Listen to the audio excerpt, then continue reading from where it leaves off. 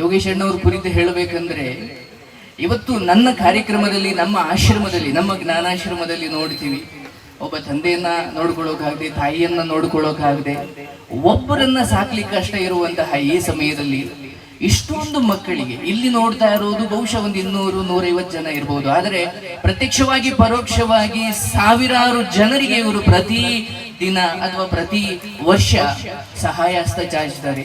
ಅಂದ್ರೆ ನನಗನ್ಸುತ್ತೆ ಇದರಿಂದ ಉಪಯೋಗ ಪಡ್ಕೊಂಡಿರ್ತಕ್ಕಂತಹ ಎಲ್ಲ ಅಂತಹ ನೊಂದ ಮನಸ್ಸುಗಳ ಆಶೀರ್ವಾದ ಈ ಆಶ್ರಮಕ್ಕಿರೋವರೆಗೂ ಶತಶತಮಾನಗಳ ಕಾಲ ಈ ಆಶ್ರಮದ ಹೆಸರು ಉಳಿಬೇಕು ಅಂತ.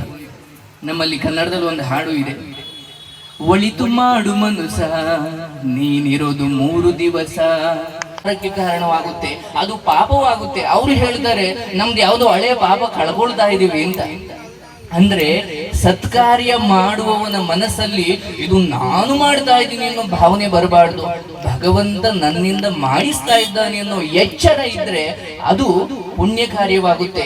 ನಾನು ಮಾಡ್ತಿದ್ದೀನಿ ಅಂತ ನೀವು 10,000 ಜನಕ್ಕೆ ದಾನ ಮಾಡಿ ನಾನು ಮಾಡ್ತಿದ್ದೀನಿ ಅನ್ನೋ ಭಾವನೆ ಇದ್ರೆ ಅದು ಪಾಪವಾಗುತ್ತೆ ಅಂತ. ಹಾಗಾಗಿ ಯಾವ ದಾನ ಧರ್ಮಗಳು ಪುಣ್ಯವಲ್ಲ, ಆ ದಾನ ಧರ್ಮದ ಹಿಂದೆ ಇರುವ ಉದ್ದೇಶ ಪುಣ್ಯವಾಗುತ್ತೆ. ಅವರ ಈ ಕೆಲಸವನ್ನ ಸರ್ಕಾರ ಗುರುತಿಸಬೇಕು, ಅಥವಾ ರಾಜ್ಯದ ಜನ, ದೇಶದ ಜನ ಇನ್ನೂ ಹೆಚ್ಚಿನ ಮಟ್ಟದಲ್ಲಿ ಅವರಿಗೇನು ಉಪಕಾರ ಮಾಡ್ಲಿ ಅಂತ ಅಲ್ಲ, ಇವರು ಕಾಲ ಕಾಲಕ್ಕೆ ದಶಕಗಳ ನಂತರ, ಶತಮಾನಗಳ ನಂತರ ಉದಾಹರಣೆ ಆಗಬೇಕು. ಅಂದ್ರೆ ಈ ಅಲ್ಲಿ ಮೂರ್ತಿಯನ್ನ ಸ್ಥಾಪನೆ ಮಾಡಿದ್ದಾರೆ ಶ್ರೀ ಶ್ರೀ ಶ್ರೀ ಶಿವಕುಮಾರನಾಥ ಸ್ವಾಮೀಜಿಗಳು. ಯಾಕೆ ಸ್ಥಾಪನೆ ಮಾಡಿದ್ದಾರೆ? ಅವರು ಹಾಗೆ ಬಂದು ಹುಟ್ಟಿ ಹೋದವರಲ್ಲ. ಹಾಗೆ ಹುಟ್ಟಿ ಹೋಗುವ ಮುನ್ನ ನೊಂದವರಿಗೆ ಅಥವಾ ಅನ್ನ ಕೊಟ್ಟವರು, ಅಕ್ಷರ ಕೊಟ್ಟವರು, ಆಶ್ರಯ ಕೊಟ್ಟವರು, ತ್ರಿವಿಧ ದಾಸೋಹಿ, 3 ರೀತಿಯ ಅನ್ನ, ಅಕ್ಷರ, ದಾಸೋಹ. ಸಾಕಷ್ಟು ದೊಡ್ಡ ಮಟ್ಟದಲ್ಲಿ ಅವರು ಬೆಳೀಲಿ.